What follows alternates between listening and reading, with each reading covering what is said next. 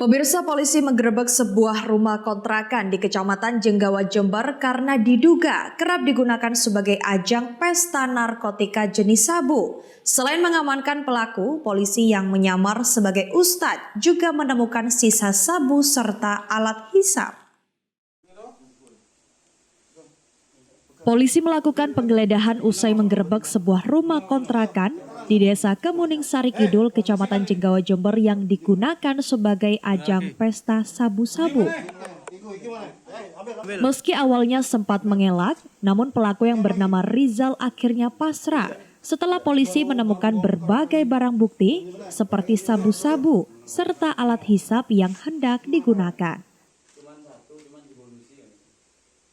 Polisi juga langsung mengamankan Rizal ke Mapolsek Jenggawa sebab hasil tes urin terhadapnya dinyatakan positif mengandung metafetamin.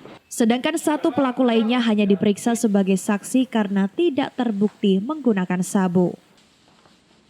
Polisi bahkan menengarai jika Rizal tidak hanya pengguna biasa, melainkan juga terindikasi sebagai pengedar. Sebab dari TKP ditemukan 3 paket kecil sabu berikut alat timbang.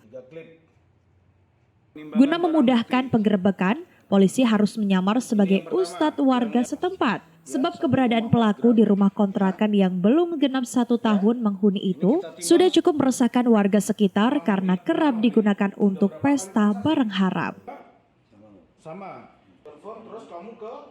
Dari informasi masyarakat di suatu rumah kontrakan di Desa Kemuning Sari Kidul, Kecamatan Jenggawa, sering dijadikan pesta narkoba. Kemudian setelah kita melakukan penyelidikan dan kita mendekati sasaran, didapati tersangka sedang duduk di ruang tamu dan sedang membongkar isi bungkusan yang baru melakukan transaksi dengan bandar. Kemudian setelah kita lakukan penggeledahan, didapati pada diri tersangka tersebut 3 klip narkotika jenis sabu-sabu. Yang pertama, satu klipnya beratnya 1,4 gram, kemudian yang kedua 0,36 gram, dan yang klip ketiga 0,32 gram.